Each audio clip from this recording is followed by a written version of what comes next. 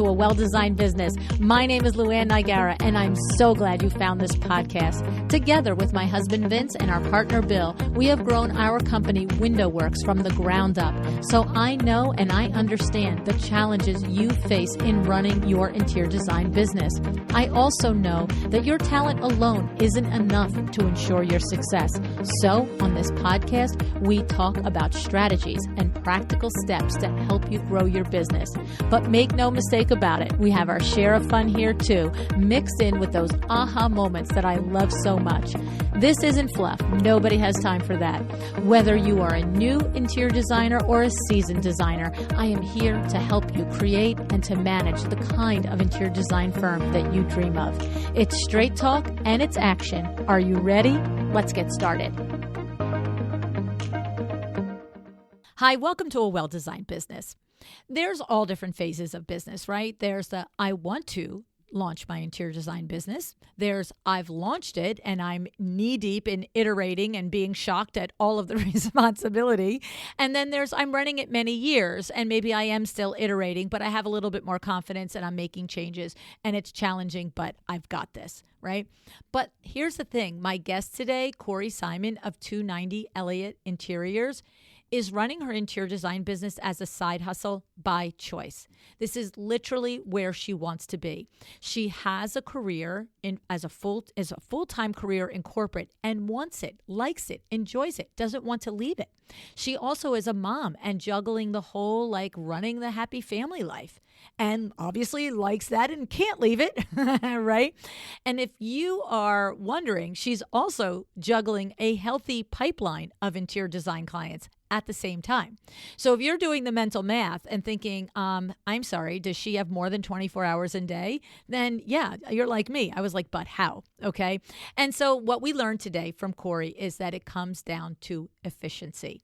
This is a must listen if you are juggling your interior design job as a side hustle, your interior design business as a side hustle, I should say, or if you simply want to create more hours in your week from your business for the parts of your life that have nothing to do with your business. Okay, so I can't wait to introduce you to Cory. And before we do that, I want to thank our show sponsor, MyDoma, your complete designer toolkit, because MyDoma is a very big component in making it easy to streamline your processes, track your projects, communicate with your clients, and get organized and efficient. MyDoma is created by designers for designers, specifically to address what you need as an interior design business owners. I've said countless times that systems and processes are how you reach the next level of profitability. They're also how you reach the next level of efficiency. MyDoma makes it easy for you to do that. You can get 20% off your first 3 months by going to mydomastudio.com/a well-designed business, right? Okay, let's hear how Cory manages to handle her interior design business as a side hustle through the importance and the placing the time and energy to creating the efficiencies.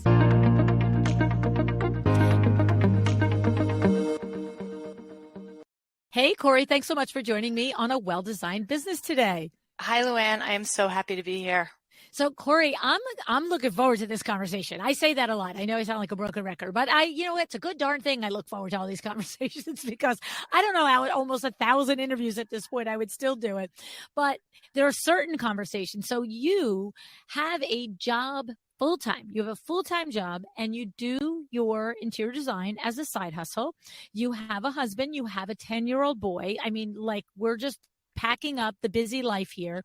But the critical difference is that you said to me on your intake form that I'm not doing this to straddle over. I have my job. I like my job. I intend to keep my job, but that you have developed efficiencies in your interior design business. And I'm sure in your entire life that we can learn from, which we're going to ask you about, in order to get it all done. And that, that's pretty cool because I'm sure there are others like you that are in the same situation. It's like, well, maybe someday, but I don't need to decide that now. And for now, I'm doing both. And I need some strategies so that I can keep my head above water.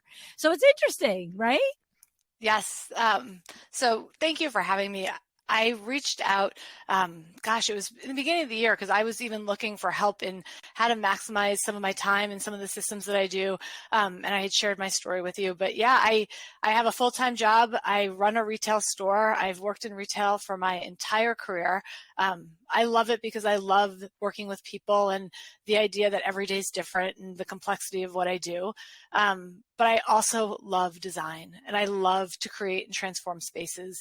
And I love to see the potential in my home or somebody else's home and help bring that to life, because I know that it is so, at least for me, important to love where you live.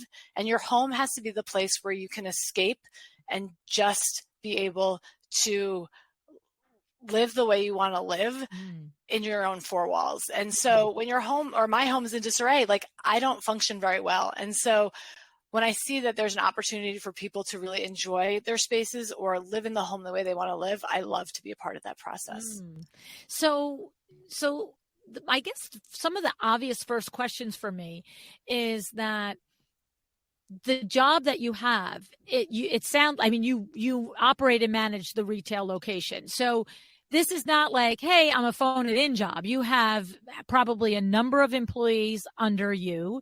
You probably have a couple of different departments under you. You have the responsibility of a physical location under you. So it's got to be like, it's probably full time, not like kind of part-time, full-time.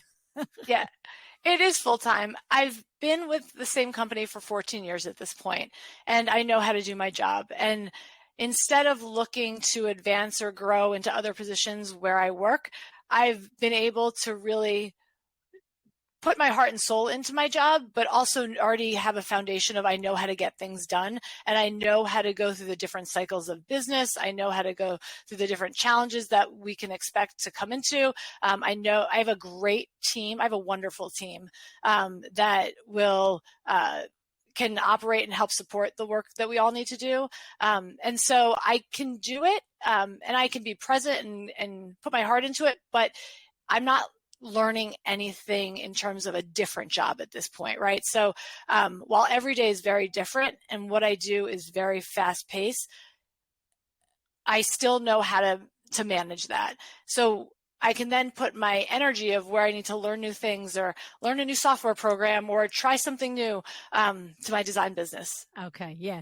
So just because, I guess really what I'm hearing, just because you know how to do that job really well, doesn't mean that it's not an important job. It's not a challenging job, but you got it locked down. You got it locked down. And even though some days might be completely crazy pants, it's like, you've probably been there, done that. It's like, I'm putting myself in the place of window works, right? It's like when you really know what you're doing, it doesn't mean it's easy, but it doesn't throw you for a loop anymore either, right? You could just, okay, this is what we're handling today, right? Absolutely. I also do all of my interior design work before I go into my job. So I'm not mentally exhausted by it. I'm actually more energized because I love all of my design work so much that by the time I get to work, like I'm 3, 4, 5 hours in sometimes, and ready to start, continue my day. And I'm already like in the right headspace. So I get up every morning at 4 a.m. and kind of my day rolls from there.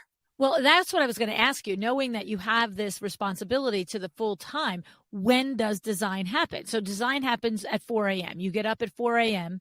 Design happens at 4 a.m. I usually am trying to exercise by 6:45-ish, 7, if I have to be honest, over the last couple of years as I've kind of built my business. As I put a gym in my basement, my exercise routine has diminished significantly. So I'm trying to put more like just even on my schedule for each day, like 6:45 exercise. So I have that time commitment, because once I put it on paper, whether it's digital or written down on my to-do list, it usually happens at that point. So this one's a little slower than I'd like to admit, but yeah, everything starts 6:45 or 4 a.m. to about 6:45. I can do some work during my lunch during the day. And then I have my days off, which I dedicate a portion of to, because I still have a son and a family, to be able to dedicate towards design. So since it's a retail store, do you have a rotating schedule where you have to sometimes be there weekends, so you might have a Tuesday off, or because your management, are you Monday through Friday? No, it's actually better for me to be able to have Sunday and Monday off, because I still need to get to vendors and I still need to get to the showroom, the Boston Design Center. And so it actually works much better for me to be able to work on some parts of Sundays and then Mondays. And I find it's actually easier for clients because they have full-time jobs too most of the time. And so they aren't always able to meet during the week anyway. So, and if I need to do a site visit right before I go in, I can always leave a little bit early and address anything that's come up and then head into work. So. Okay. So we know that from 4 a.m. to 6:45, you're doing work on your design business. 6:45, theoretically, for a half hour or an hour, you're doing your workout on your ideal days. Where is your son in the middle of this? He's 10. Like, you know, like how is that happening? Yeah, luckily, so my husband is home as well. So he gets up as I'm, middle of my workout. I'm always like screaming upstairs to make sure everybody's up, or sometimes FaceTiming my husband from the basement just to make sure like the ship is rolling. He doesn't go into the bus till later in the morning, a little bit later in the morning. So we have a little bit of flexibility. But yeah, it's kind of like we're all moving at the same pace, but getting up early, I actually get all of my design stuff before he's even awake. So he doesn't feel the impact of me doing things. On Sundays, maybe a little bit he does, or sometimes if I'm mentally in something and not as present, he does. But I try to still make sure we have time carved out together. So basically, once you're done the full-time job, then you come back and you're mom and wife and house, like you're home centered. And that's when, you're there for homework and for if he's in any activities and all of that stuff. Yes. And you can't get up at 4 a.m. and still be productive on the other side. So like, even if I got up at 7 a.m., anything that happened after 5, like I'm just checked out for. I'm not an evening person. I love to be in bed by 9:30. Like I am a morning person. So I've just figure out how to leverage that and take advantage of that. Okay. So that's the timing of it. But now we have to do efficiency because you're basically running a business, 2 to 2.5 hours a day, and then maybe grabbing a half a day on Saturday and Sunday. So you've said to me that you've listened to the podcast for years, like what are some of your practices? You've listened to other people share their tips on how they have managed and built their businesses. What are some of the things that you're doing that I'm sure would be beneficial to anyone, right? Because even if I have 8 hours, I'd just as soon get it done in 3 if I could. Why not? Right. So talk to us about the things and the way you've developed your processes, Cory. I think year 1 was me just figuring out the work I needed to do, right? And I had home created spreadsheets and I was trying different pages documents and numbers documents, and I'm like trying to do it all. But when I when I would miss something or something wasn't adding up properly, the time it took for me to resolve the issue, because I'm not an accountant, like I'm not a bookkeeper, was like just insane. And so once I realized what I needed to happen, year 2 has been about like hire somebody else to do it. And so this year has been all about getting set up with a bookkeeper who is focused on interior designers, right? So this way I don't even have to train anyone who is in the the accounting industry but doesn't work with designers. So that was a huge thing for me this year, and I'm still learning the ins and outs of how to be most effective with it, but that took a lot of time off of my plate this year. I also hired a copywriter for updates to my website, right? I think, I could come up with something that would be okay and decent, but I really needed to put it into the hands of somebody who specialized in, bringing people's vision and journey to life the way she did for me. I invested in a lot of training. I've done Terry Taylor's 3-day class. I have signed up for Darla Powell's interior designer or Instagram for interior designers, which I'm getting through. Not only, in addition to podcasts, I actually, when I realized the areas that I need help with, I dig into that and plan my training into my work week. I'm extremely organized. So every week I come up with at least that week plus looking out a week of when I need to get things done and which morning I will get it done. And I also am really focused on communication. So while I do this part-time, and I say part-time, like we're talking 25, 30 hours a week. So it's not super part-time. Right. But my clients have never said like, oh, I never feel like I can get in touch with you. I've gotten more positive feedback that I'm able to manage the communication process and they always feel like they have what they need. And so that is a huge priority for me, because there's nothing that leads you to lose trust in people is when they don't respond or aren't in touch with kind of getting the information or the details of something when you need it. So between planning, communication, and because I run a business outside of this, a lot of this is just figuring out how to transfer the skills I've built over the last 20 years of my career into my design business. So I wasn't learning everything. I was just evolving it into the work I'm currently doing. I love that. Well, and I think that is certainly the communication aspect it's critical for any business, because if you say, I'm going to call you back, you better call back. If you say, I'm going to have a proposal by Thursday, then you better have a proposal by Thursday, right? But I would have to say that for someone that's doing it as a part-time business, from that perspective of the consumer, right? Because maybe I came to you from a referral of a friend or something. Like if I know you, I get it and I want you. But if I admire somebody's home that you did, and I ask for the reference, and then I find out that you're doing it part-time, I might have that, oh, I'm not going to be a priority feeling.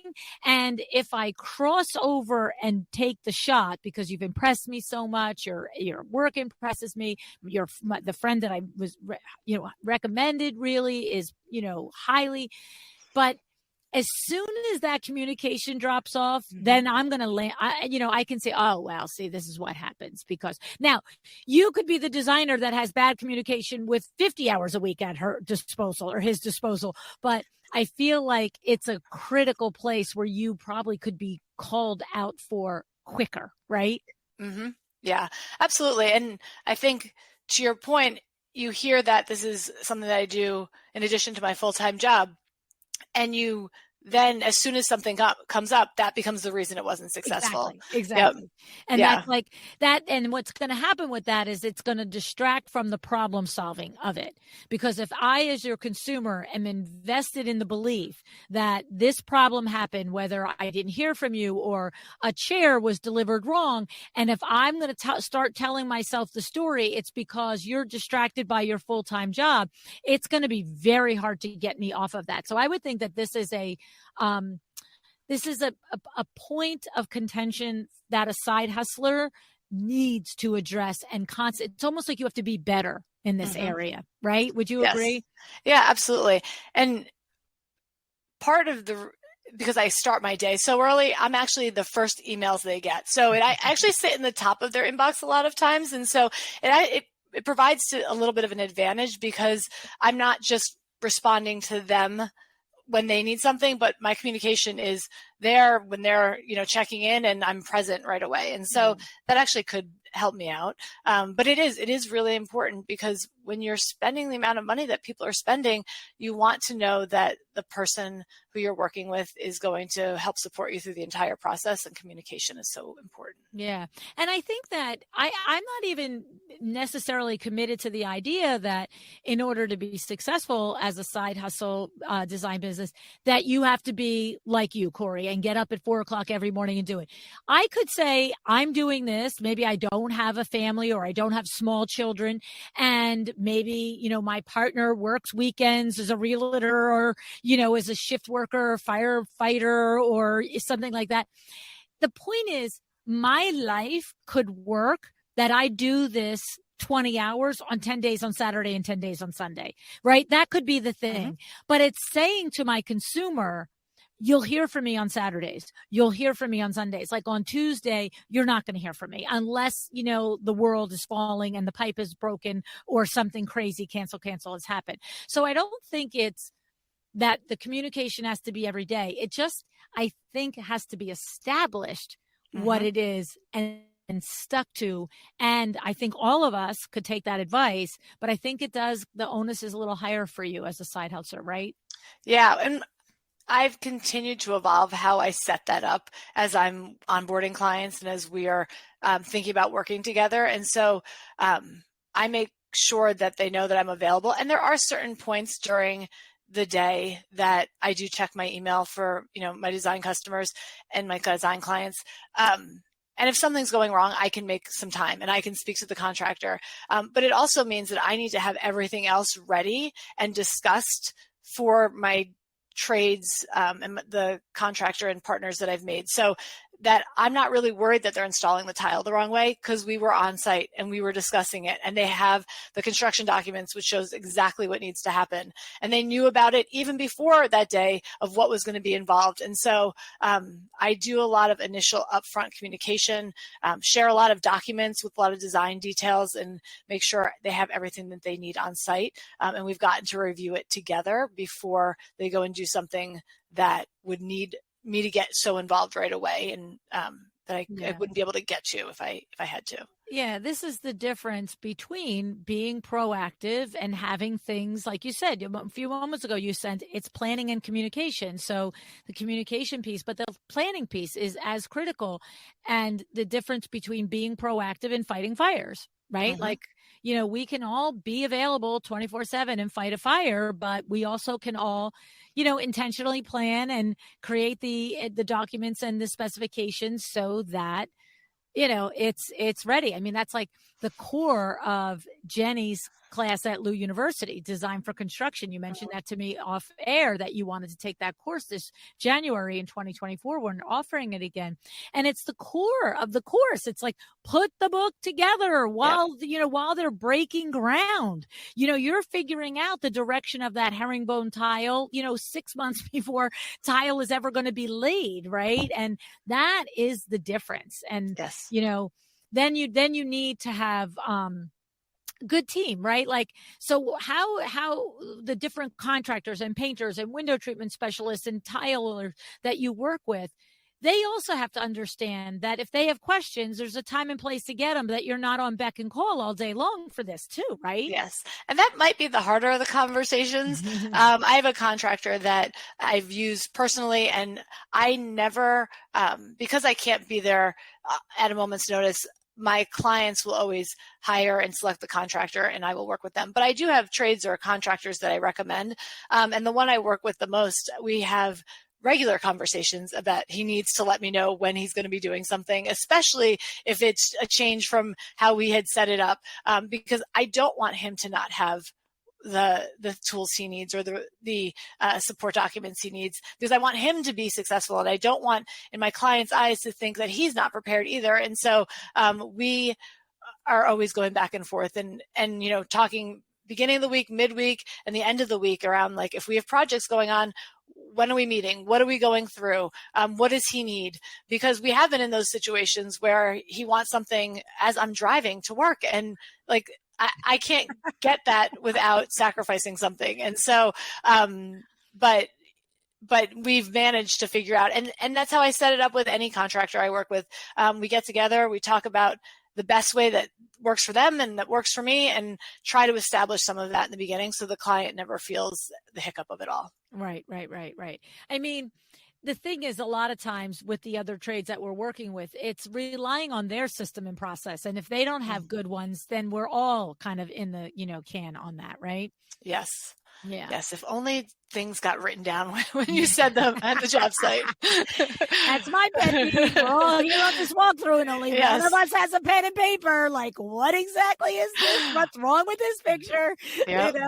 It's like, I always feel like Sesame Street with it, like, which one of us doesn't belong? It's like, only one of us is writing things. Yeah. And I even started to do site visit recaps and including everybody on them, because even with clients, we talk about so much, and just to make sure we are on the same page and that that we are all clear on the next step. So I actually started including my contractor on some of the site visit recaps where it's relevant for them, just so we are moving together as a team. Yeah. And I love that. But here's the thing. You need the good personal relationship with the different trades that you work with, because I've had designers tell me, I include my contractor on the site visit recap, but he doesn't read it. Very true too. You know what I mean? And then he's like, "Oh, you never told me that." And I'm like, I remember one time I had a conversation in a coaching conversation, and she's like, "I literally have the documentation of an email thread where we go back and forth through this, and the thing still gets installed wrong, whatever it was. It was like a $15,000, whatever it was. I don't remember the actual details." And she's like, and he's saying to me, it's not his fault. She's like, but I have the emails where he acknowledged the change. I'm like, yeah, it's so fun, isn't it? Being right or get what you want.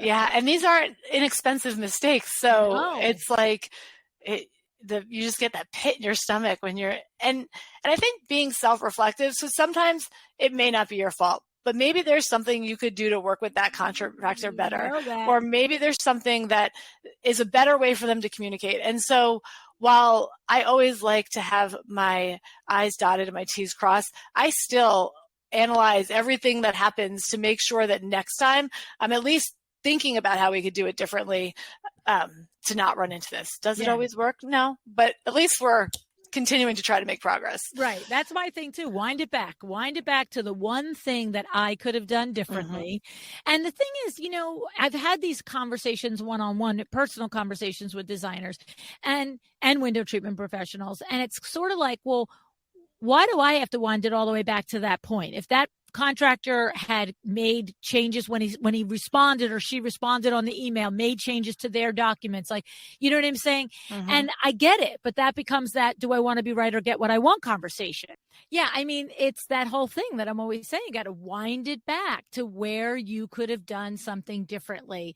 And it doesn't always feel fun. Like somebody could have taken their own notes at any point on the trail when they were answering emails. They could have taken those responses and transferred it to their documents. But like that and $5 gets a latte, right? We've got to deal with if the contractor or the painter or the window treatment person is specifically, you see time and time again that they are not going to make changes, then what are you going to do? Stand there and stomp your feet, or are you going to change your process, right? Right. So it's crazy. Yeah. And I think there are a couple things I think about is, one, the contractor or the trades and our job is to make this a great experience for the client. And so sometimes I have to bend, because if I don't, then they're not going to have a great experience. And that's going to, show up negatively on me as well. And I always want people to want to work with me again, right? So whether I choose to work with them or not, I always want people to feel like we had a good partnership, that we, came to any obstacle and we're able to resolve it, and we're able to figure out the right communication. And sometimes that means that I have to adjust, but I'm also pretty direct. I'm a New Yorker at heart. Like, I was born 30 minutes north of New York City. I have that sort of directness in me as part of clear is kind. Let's not beat around the bush. Let's get the work done. Let's make sure we understand what the expectations are and follow through on our commitments, but also let's have a good time while doing it. It shouldn't be so serious all the time. Right. I know. It's so true. I love that. So here's the thing. So we've got to get our ducks in a row. We've got to do our planning. We've got to do our communication, figure out what works within our personal life, our other full-time job, and the interior design business that we're doing on the side, so that we can stick to it. So we can say, like I said earlier, you don't have to say somebody's going to get an answer from you every single day of the week. But if you say, I communicate with you on Saturday, you had better communicate on Saturday, right? And then I guess the last part of it for me is, we've mentioned multiple times, like if you're on site and you're doing walkthroughs, how do you actually manage that with is it, now you mentioned it's retail. So do you maybe start at 10 a.m.? You don't have to be there, so you can hit a job site from 9 to 9:30. And what about the project isn't local? Or like, how do you actually figure that out, Cory? So luckily, most of my projects since my design business launched have been in the general area. So I'm not more than 2, 3, 4 miles from my clients. And so that has made things a lot easier. So if I do need to accomplish something or get something done at the last minute, I can always swing by in the morning before I get to work and start, and be there between 9 and 9:30.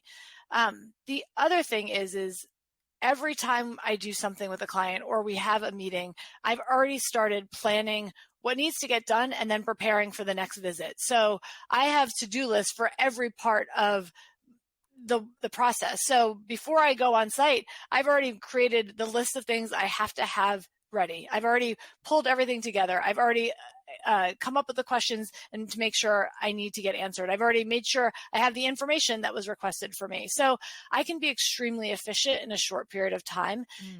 And I also really manage projects in different phases. So, and I know most designers do this, but you can't take on too many projects that you're in the same phase at the same time. So that has been super helpful. So even doing this 30 hours a week, I can still have 6 to 8 projects going on at the same time in different phases. Wow. It's crazy. It's crazy. So, and I'm doing smaller projects. Like I'm not doing full house designs. I mean, there are times where I'm doing 3, 4 rooms, but I'm not doing full house projects. I'm not hiring all the contractors and communicating daily, but I can keep a lot in the air because the efficiencies that I've learned throughout my career just get kind of put in place in design. And so what I love about this is you're talking about you're managing your pipeline. So you don't want to have, if you're going to do 6 projects or 8 projects at a time, they're not all in the same phase, right? You're one person. Your one person has other responsibilities. So the question is once you've figured out for yourself, because everyone's going to be different. How many can you handle in this phase? How many can you handle in that phase? You have to do your own hard look at yourself and your life, right? And see what that is. But say you know that 2 projects in one phase, 2 projects in another, and 2 projects in another. Like say that's your mix. If someone comes to you today and says, I want to start a project, and you know that, the phase it is going to be another, say 3 more months. I don't even know if this is realistic, but will you just look at somebody and say, would love to do it. Let me take a retainer. We'll start this in 3 months. Like, how do you manage that actually in real life?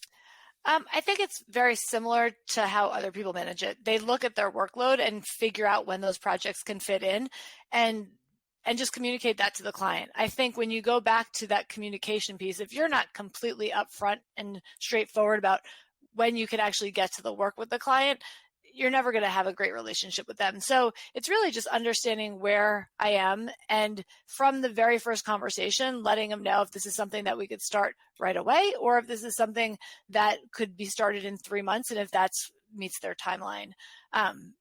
So that's a lot of just setting those expectations up front. And if it doesn't work for them, it doesn't work for them. But oftentimes I have a lot of clients who are working with the designer for the first time. And so they're learning about this process as well. And so that is the transition time, or the ramp up time usually isn't a concern because they're still getting comfortable about everything that's happening. So sometimes having a little bit more time, if it's available, actually helps them kind of think about the work we're about to do. Have you ever had a situation where you knew that you really shouldn't take a project now, but you did because it was before we usually learn by our own mistake. Yeah. We're like, never again. Like, that was ridiculous. I said yes because I didn't want to lose it. And instead, I ended up not doing such a great job for either of the people. Or did that happen to you? And or you just knew from your other experience managing a bigger retail store, don't do it? I'd say the first year and a half-ish was about learning the projects I wanted to be a part of and the ones that I didn't. I have always been able to do a really good mix of high and low. And so I initially thought that that's what I was going to bring to people. But when I realized when people's like low and low, I would spend so much more time finding something that fit into their budget that I was wasting a lot of time. And then I was never proud of the work that I did because it wasn't the right design. And it was just about fitting into their budget. And so I've learned over the last couple of years that the clients that I really want to be working with, I want to work with people who appreciate design and the design process and have the money to invest in furnishing their home. And so that's where I've now started to put even the on the website, being able to say, what's your budget, and starting out at a certain amount, because a lot of people think that home goods is going to decorate their house. And so really learning that I enjoy my job most, and I'm not a high-end luxury designer, but I enjoy my job the most when we don't have to worry about every time we spend $100 more, right? And we've got a healthy budget to get quality pieces that are made really well, and I know they're going to last. And so that's what I think about going forward, and kind of this transition I'm making of, I spent a lot of time over the last 3 to 4 months investing in my website, changing all of my marketing materials, because I know I need to attract a different client that I have, and I'm working into that. I have some clients that are absolutely my ideal client, but I've got to figure out how to connect with more of them. And the good news is because I have my full-time job, I don't actually have to take some of the work that I don't want to take, because I don't have to worry about paying for, camp or clothes or put food on the table. And so I've really thought about where I spend my time differently now, and setting myself up to do that, but not getting involved in things just to have a project on the books. Yeah. Well, and I love that, because you have, I'll use the word safety net, but, it doesn't come without a cost of going there 40 hours a week or whatever, probably plus sometimes, and having responsibility. But that is the thing. It's like, if we could just understand that the job that you say yes to, that that doesn't have the right budget, is probably going to take you longer to do. You will actually earn less money at the end when you do the autopsy, if you are present enough to do the autopsy of the project. And if you had just said no, you would have either put more energy into a current project and made it that much better, or had the time available for a new client to come through the door. But saying yes to the wrong things is rarely a good idea. Yeah. And I'm grateful for those experiences, because they've taught me so much.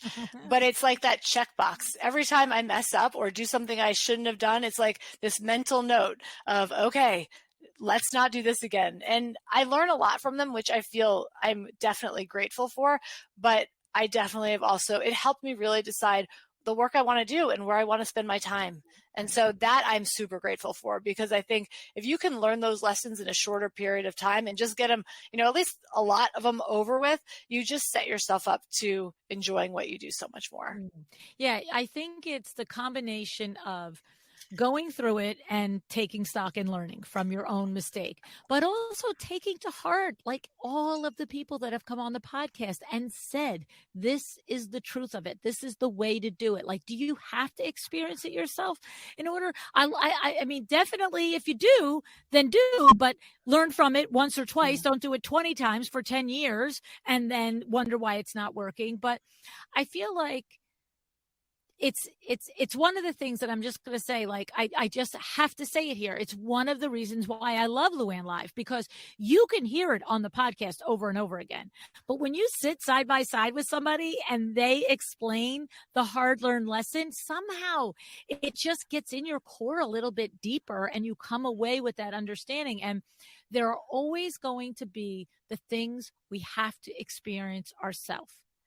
But I feel like the combination of the times when we can just look at a colleague and go, okay, I can take your word for on that.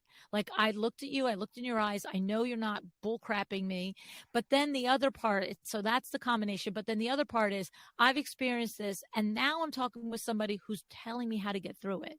Right. So so that's the thing. So that's what I want to ask you here. Yeah. When you have to say no because of time or money, what do you have a network of other designers that you say, thanks so much, I don't feel like we're a good fit, but here's a referral? Or do you just say, what do you say, Cory, when you know you need to say no? Yeah, I'm not at the point where I have a network of other designers. So most of the time it's that I'm not the right fit for the project. And so I just take kind of responsibility of this isn't the right fit, or if there's going to be a timing thing and saying that they might want to go with someone else who can, help them more quickly, because I don't know when this will be able to fit in. But most of the time I'm just not a great fit for the project. So And as you said, you're from New York, so you're comfortable talking like that. Do you find that most people will just say, okay, thanks, I get it? Or do people crumble in a puddle of mud and they're like, what, like the thing is, because Yeah. I've had 1,000 conversations, designers saying to me, that makes, I can't visualize saying to somebody, Yeah. I'm not a right fit for you. It feels very, unkind or aggressive or something. Yeah, whenever I try to deliver some news like that, regardless of what it is, I try to make sure the person understands why it's the right decision for them versus the right decision for me, right? And so if I'm not going to be able to give them something that they're going to love, then they're going to be disappointed in the process and the project as well. And so I try to make sure that they understand that I'm actually want to make sure that they get what they're looking for, and I'm not the person to do that. So it's more about protecting their experience overall. And I hope to be able to get to the point where my network's big enough that I've got different people that I could recommend if it's just a style or, just something that is, we have different styles and they, I wouldn't do as good of a job for somebody else. But most of the time I try to put myself in their shoes or communicate like I'm in their shoes to say like, this actually, I don't know that you're going to be happy with this end result, and kind of here's why. And so, I'm not able to give you what you need, and I'm wanting you to find somebody who can. So I don't say it exactly like that, but that's the idea behind it. Well, it comes from if it's a genuine thing, right? It's a genuine thing. There's a genuine reason. And, I often say to whether it's my kids, it's the people I coach, whatever it is, find the truth in what you're saying. Stick to the truth of what you're saying, because you don't necessarily have to tell the entire truth. The entire truth might be a little tough to hear, but there is a shred of truth. There is something that's true about why you don't want to work with this client. And that's the thing to focus on, because one time I had a designer I was working with, and she had the opportunity to do a fairly big project. And it was a recommendation from an architect, as I recall.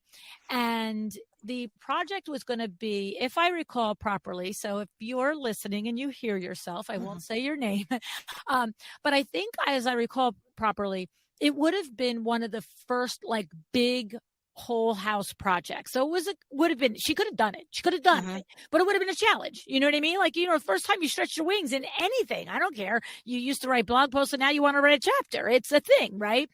So, but the thing was that the client was, I don't know who this client would have been a good client for. The way that this client, the way the communication was coming from this client, the things that this potential client was saying, I was like, no, this client actually isn't thinking she's hiring an interior designer. This client thinks she's hiring a personal shopper.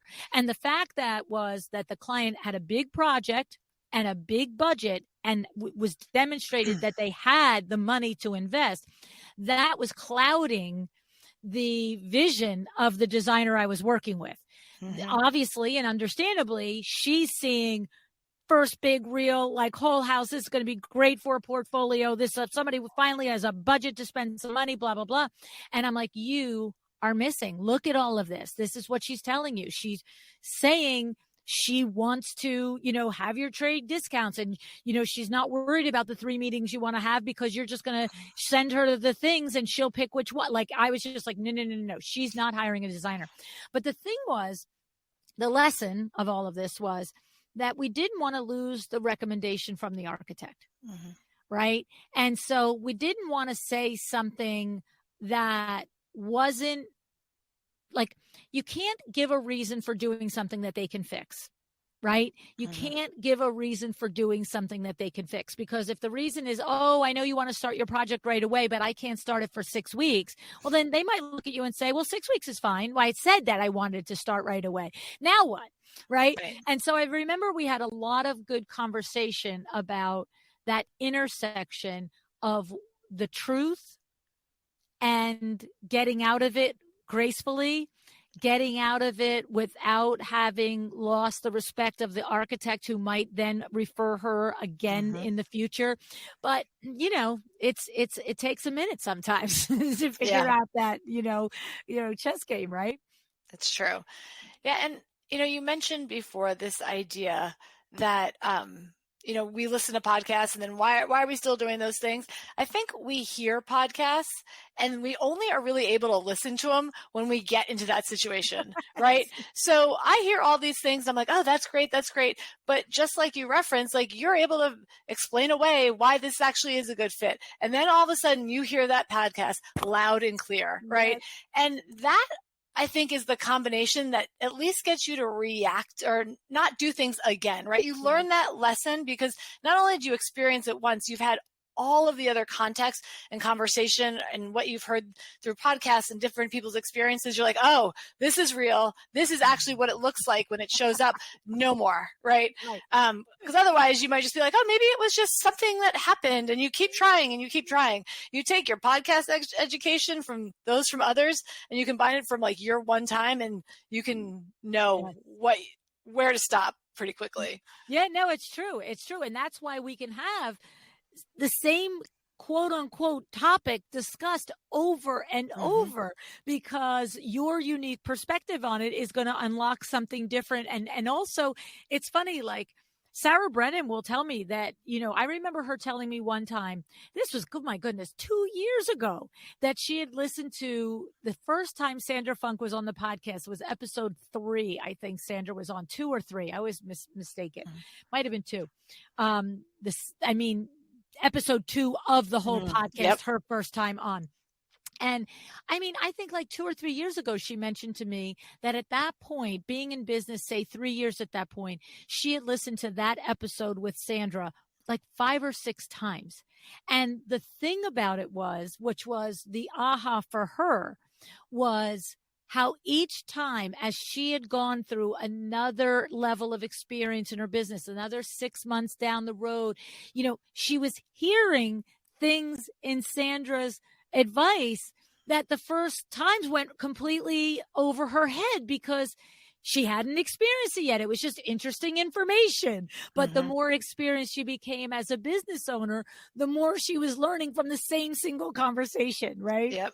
I actually was thinking to myself the other day that I wanted to go back and listen to some of the podcasts from when I first started listening to them, because I do think I would get so much more out of them, because you hear what you need, right? You hear and you kind of, the rest just goes away. And so there are so many valuable things that people have shared that I didn't hear. Right. All right. And so I'm, as you think about like, what do you want to listen to next? I've actually thought about going back into some of the archives and just going back to ones I've already listened to that I know I enjoyed to see what else I could get out of it. It's the truth. I'm telling you, it absolutely is. It is the truth. You will get something different from it if you listen to it listen to every 6 months or 7 months. It's so funny. It's one of the reasons why, the podcast is so, popular and so, good with the sponsors, is because the back archive is getting 6,000-7,000 downloads a day, like a day. You know what I mean? Because there's so many insights shared over the years from these guests that have been on. And I can't stand to go back and listen to the beginning ones because I talked way too much. I talk a lot now. That was like crazy. So, it's amazing that the podcasts are set up so well that you literally can just take nuggets and apply it, right? So sometimes it's just hearing that one thing that you're like, oh, I just need to do this. And you can change so much faster than just learning the hard way. And so that's why I like every day I'm always like, what are my latest? What can I learn today? And who else is starting a podcast? So Exactly. So, all right. So here's our thing. Obviously the big message is planning and communication. And the thing is, what I feel like about that is I feel like everybody like, well, of course, planning and communication, but there's planning and there's planning and there's communication and there's communication. And as like we've said a couple of times throughout the conversation, it is critical for each of us in our businesses to address these two areas and to do our best in them. But I think you guys that do it as a side hustle have a little tougher, because it is. I will, a client is looking for I don't mean to, you know what? I'm the first one to say that we can't bash clients because I believe it. I know when a client is pissed 99% of the time, it's because we deserve it. Like, I just know it. Yep. It's 4 decades in business. I look in the mirror. I know it. Okay. It's very rare that a client is that level of piss. And it's like, we're just like, did everything right. I don't know what the problem is. It's just not a truth. Right. So, but the thing about it is that I do know that there is what I know is one thing can go wrong and we can be 6 weeks, 6 months down the road and another thing can go wrong. And it is very much human nature for in that second or third thing. And that's like from the beginning when you did this wrong. And it's just like, you're looking at the person going, sweetie, but we talked about that. We fixed it. Why are you bringing it up again? Right. And that is obnoxious. But it's human nature, right? You all of a sudden are now going to list out all the places somebody dropped the ball. And by the way, I joke with you guys all the time. At WindowWorks, I'm the CCO. I'm the chief complaint officer, right? So I have these conversations every month and it's like, oh, is that what we did 6 weeks ago? That's great. I didn't know that one. Every designer needs to go through a significant home renovation themselves because it's not just about like the problem and fixing it. There's an emotional element that it is an emotional roller coaster and you're excited and you're frustrated. And every time you turn a corner, people want more money. And so I think sometimes we have to really remember the emotional aspect of a renovation because people aren't just saying things to say things. They're in an emotional journey as well as kind of the physical journey of their home that, we're all trying to just get through and figure out kind of how to put one foot in front of the other. But if you really think about the experience that person has had, you start to understand why maybe they might be communicating the word they're communicating or what is really behind what they're saying. And sometimes they just want to get it out and they want you to listen and then you're done, right? They were able to unleash and then they're done. And you just have to figure it out. I have found the lessons, the challenges that I've had have a lot of the time been going back to making sure I'm setting extremely clear expectations. And for me, it was more about the financial aspect and the financial commitment to it. Because especially with working with a lot of people who haven't worked with designers, there's a whole lot of information that they don't understand or expect. And so being really clear about what this investment is super important up front, because if money becomes just a tension throughout the relationship, it's only going to get worse and they're never going to refer you again and you're not going to enjoy the process or the experience.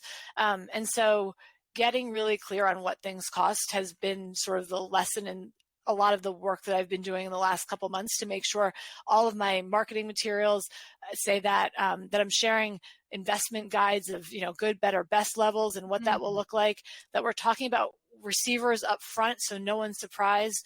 And so that for me has been the area I've needed to go back to and say, okay, like, do people really understand this isn't just about the price of whatever they're buying? It is about everything else that goes around that as well. That is so well said. I love that. And I love, first of all, as you mentioned a couple of times, a lot of your clients right now, it's their first time doing design. And yes, here's the person sitting there thinking, well, I might in it. And it's shocking enough to think about adding up a sofa, a rug, a chair, an ottoman, a lamp. Like that was one of the episodes with Terry Taylor talked about. It's like, until you have done an interior design project from empty to completion, a single room, most consumers don't realize, even ones that don't have beautifully designed rooms, how much they've spent over 10 years outfitting their living room. I remember when she talked about that on the podcast, I was like, wow, like when I think about it, we spent a lot of money on this living room, but because I didn't sit down and plop it all down in 6 months, right? And so the idea that you are from the beginning having the good conversation about, freight is going to be about 18% of this purchase, which is $100,000. So, figure another $18,000 for freight. Like, wait, what? Like, right? Like, think about that. And the thing is, if I've never been through it as a consumer before, when you hit me up for that freight number at the end, which is what a lot of designers do, I am completely blindsided. I'm like, no, I just don't have 18K lying around Right. as an extra slush fund here, Right. sweetie. Right. Yeah. And so it really, it's so funny. We talk about Sandra Funk, and the first time she was on the podcast, I guess it was probably about the third time, and she talked about her dark night of the soul, and that was exactly her problem. She understood that all of these extra expenses were going to be happening, and it was going to be, big numbers, but she at that point did not have her process so defined that she was having these full conversations at the beginning, and she was having clients, that night in Atlanta. It was like the third or fourth client and like 5 or 6 clients in how many weeks or months that fired her. I'm like, sweetie, that many is not them. I hate to tell you, right? And so that clarity up front. But here's the problem. What I find is, despite the gabillion conversations on the podcast, is that when you are less seasoned, you hear it, but you actually aren't taking it to heart and making it part of your beginning process like you are, Cory, right? Like you're literally just like, we've got to talk about this. We've got to say it's not just the cost of the sofa. Here's the price of the sofa, but it's going to cost us another $400 to get it in the house. Right. And it's like, when you get to that point and you feel like either do you overshare or maybe you don't even know, it feels like you would have to say no to a client, right? And you're always, especially in the beginning, trying to make it work and it'll be fine. But at the end of the day, you can't create a design that you love and they're never happy because there's so much that has come up that was unexpected that they feel like regardless of how much they paid, that they've spent more than they've wanted to.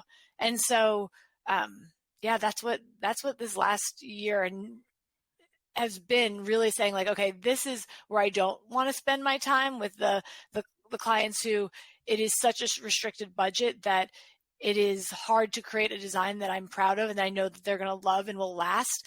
And so I've done a lot of work, and which means I could potentially go a little bit longer until I find more people in my target market with adding fewer jobs. And I'm okay with that because I want to make sure that the work I do is the right work. I love it. I love it. I love it. I think that, first of all, it's clear that you're process driven, right? So that helps. That helps with managing a home, managing a full-time job, and managing a business. But there are, concrete things that any of us can do here to increase the efficiency in our full-time design jobs or our part-time, whatever they are. So, thanks so much. I mean, really, Cory, it was so fun to get to know and hear how you do it, and be curious, if, like, how many years are you doing it as a side hustle now? I'm into about 2.5. And at this point, it's for you, it's happy. This is where it is. You want to keep them both. You're getting satisfaction and things from both. And that's how you want to do your world, right? I say eventually it'll be my retirement job, but we're still many years away from that. I was going to say, you don't look like you're near retirement. No, I'm not quite there yet, but eventually it'll be the job I do and can ultimately like kind of phase out of my entire career that way. But I'm in it this way for many, many years to come. Yeah. Well, it's a good retirement job. We had to find the Vincenzo retirement job. That's sure. I was like, oh, no, you're not sitting around staring at the four walls because one of us won't survive it. No. And I'm not wired like that idea that, all of a sudden you just stop doing and you find all these hobbies. My hobbies are shopping and spending other people's money, right? Like I'm in the hobby that's kind of why I do this, because it is my hobby, but it's not my money. And so I get as much satisfaction as doing this for somebody else that I do for myself, and it keeps my marriage going. So that's it. That's awesome. Oh my goodness. Well, thank you so much for being here today, Cory. Thank you so much, LuAnn.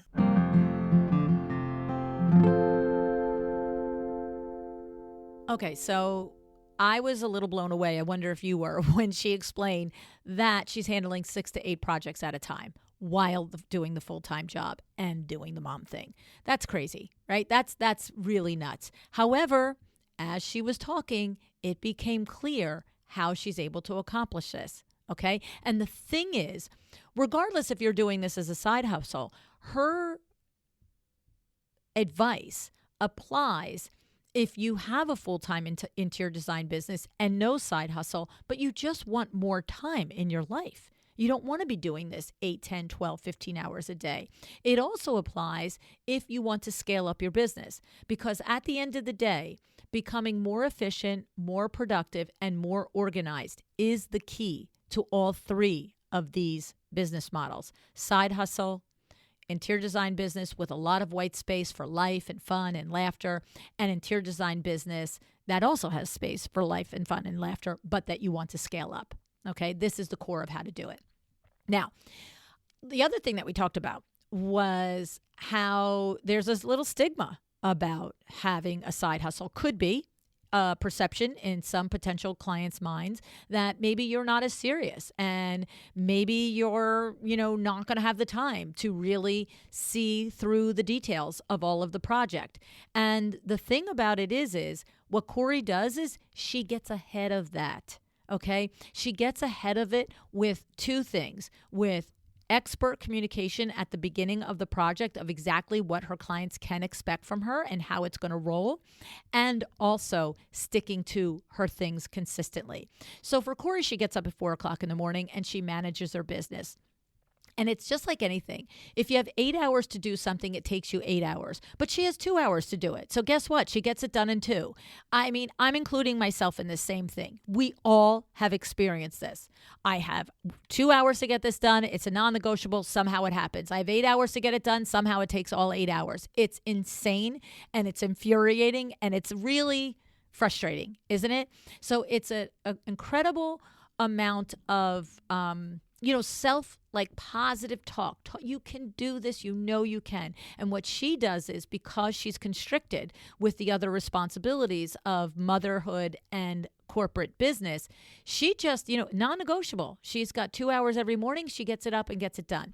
And then she's also communicated to her clients that she will be at their inbox in the first thing, bright and early every morning.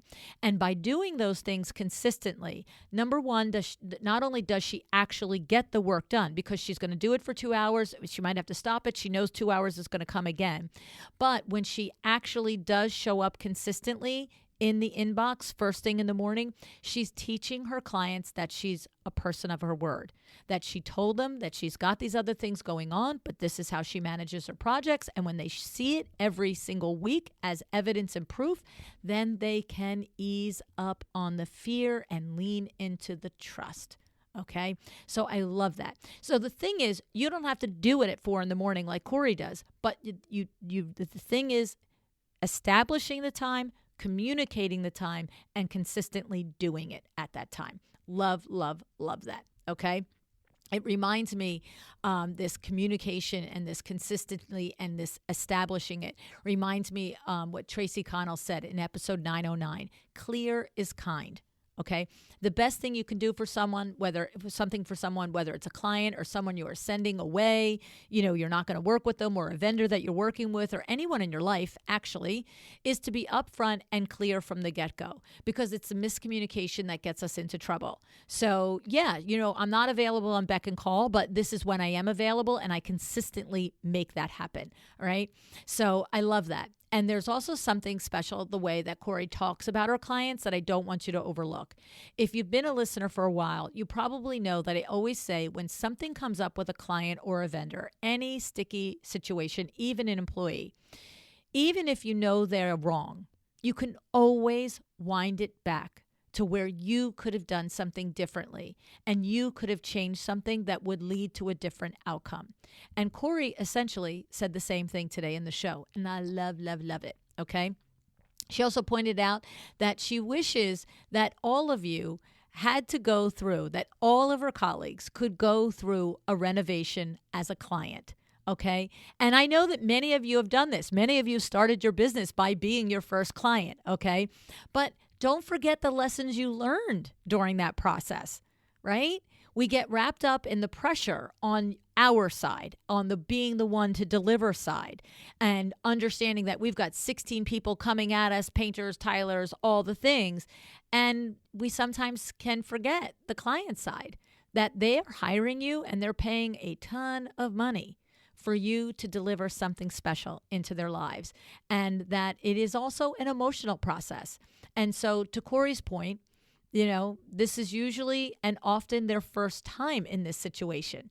So just a reminder, I love the reminder from Cory to kind of put yourself back in that situation. All right. It also reminds me of one of my What Would Lou Do episodes, where designer Amanda wrote in, and she was upset and she was frustrated because that she had cleared a $20,000 budget with a client to do a dining room.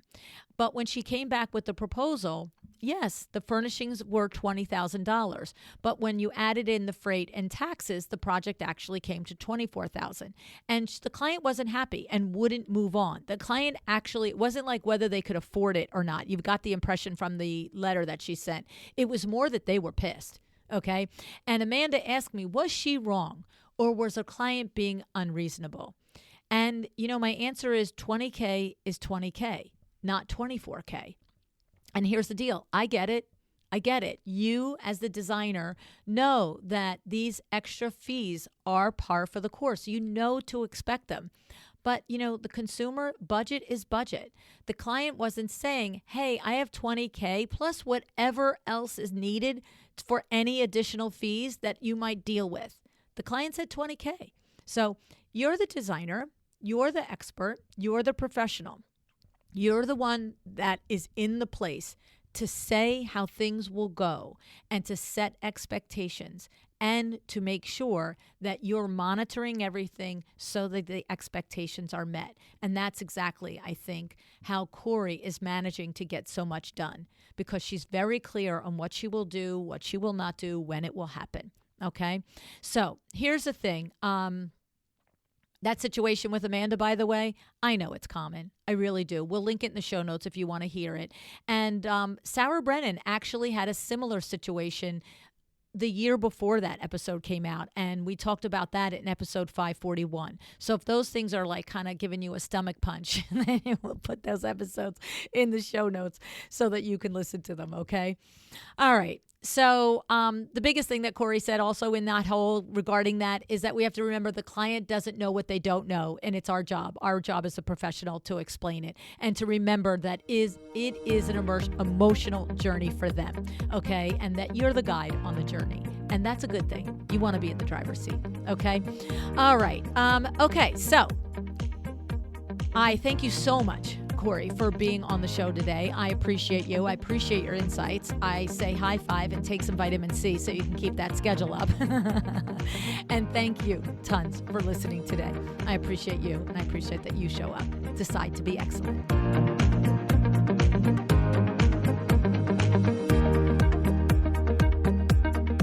Thank you for joining me today. This podcast is a production of LuAnn Niagara, Inc. If you want to know more about me, my books, or LuAnn University, go to LuAnnNiagara.com. And if you are interested in having WindowWorks help you with your next window treatment or awning project in the New York, New Jersey metro area, go to WindowWorksNJ.com to learn more. Have an excellent day.